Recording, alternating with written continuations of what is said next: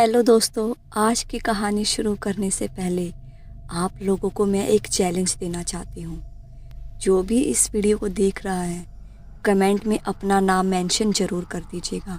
तो चलिए आज की कहानी शुरू करते हैं। देवा नींद में से अनमनासा उठता है और ब्रह्मानंद के साथ सीधा रसोई घर में चला जाता है खाना खाने के लिए। गोरखनाथ पूछता है, क्या हुआ देवा, फिर कोई भूतनी या चुड़ैल को देखकर आए हो क्या सपने में?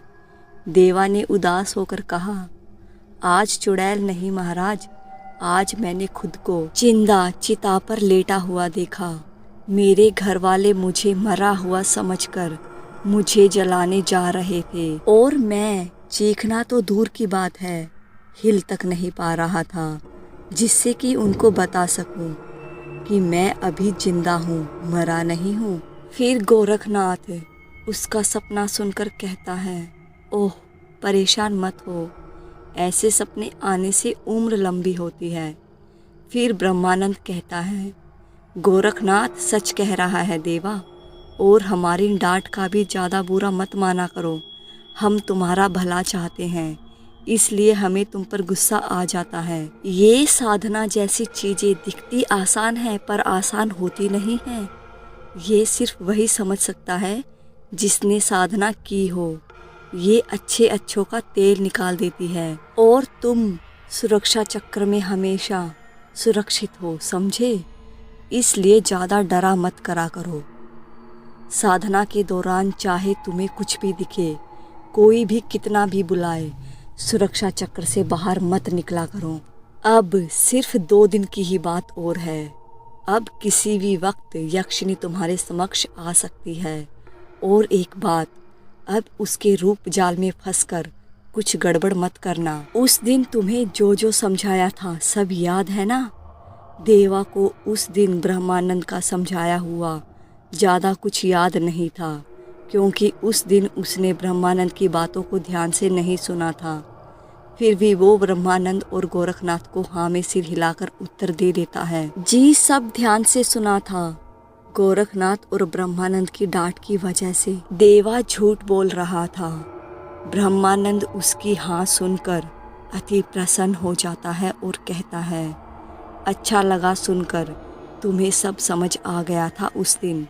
अब यक्षिनी से वचन लेने और उसको वचन देने की कोई गड़बड़ मत कर देना देवा, वरना इस जन्म में भी तुम बेमौत मारे जाओगे। अब देवा सोच में पड़ जाता है और मन ही मन सोचता है, उस दिन बस यही तो समझाया था कि यक्षिनी से पूर्व जन्मों की गलती के लिए माफ़ी मांगनी है और उससे धन ऐश्वर्या मांगना है 100 जन्मों तक के लिए।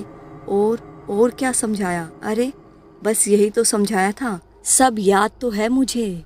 जबकि वो भूल चुका था कि यक्षिनी को सिर्फ 1 वर्ष के लिए पत्नी रूप में स्वीकार करता हूँ का वचन देना था। उसके बाद मैं आपका विसर्जन कर दूंगा ये कहना था। ब्रह्मानंद कहता है, क्या हुआ, किस सोच में पड़ गए? सब याद तो है ना ठीक से? देवा कहता है, हाँ हाँ महाराज, सब याद है मुझे अच्छे से। ब्रह्मानंद कहता है, अच्छा ठीक है, अब खाना खाकर थोड़ा और आराम कर लो। देवा कहता है, जी महाराज। खाना खाने के बाद देवा अपने कमरे में आ जाता है आराम करने के लिए। बिस्तर पर लेटते ही उसे ऐसा लगता है बिस्तर में कोई कांटा है जो उसकी पीठ में चुभ रहा है। वो तुरंत उठकर खड़ा हो जाता है और अपने बिस्तर को झड़कने लग जाता है जिससे कि कांटा बिस्तर से निकल जाए। बिस्तर झड़कते हुए उसके नुथनों से गुलाबों की भीनी भीनी सुगंध टकराने लग जाती है।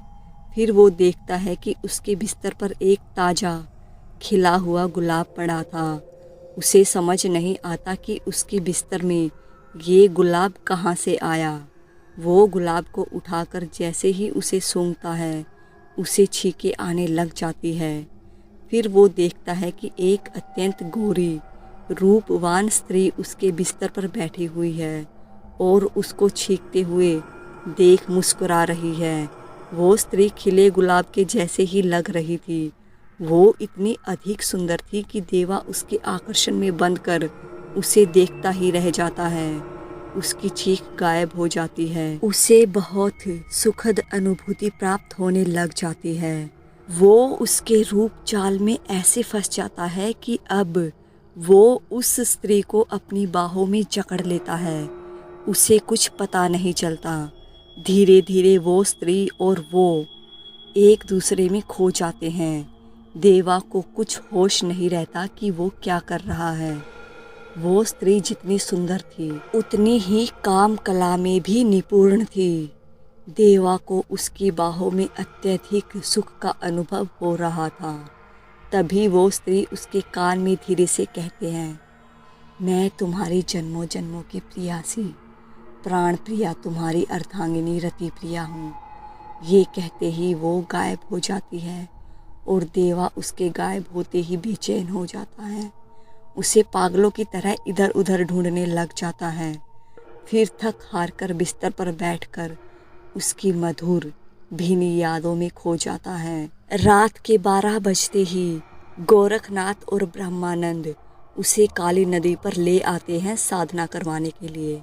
आगे अब कहानी में क्या होने वाला है जानने के लिए मेरे साथ बने रहिएगा और चैनल को सब्सक्राइब, वीडियो को लाइक शेयर ज़रूर कर दीजिएगा और कमेंट में अपना नाम ज़रूर लिखिएगा।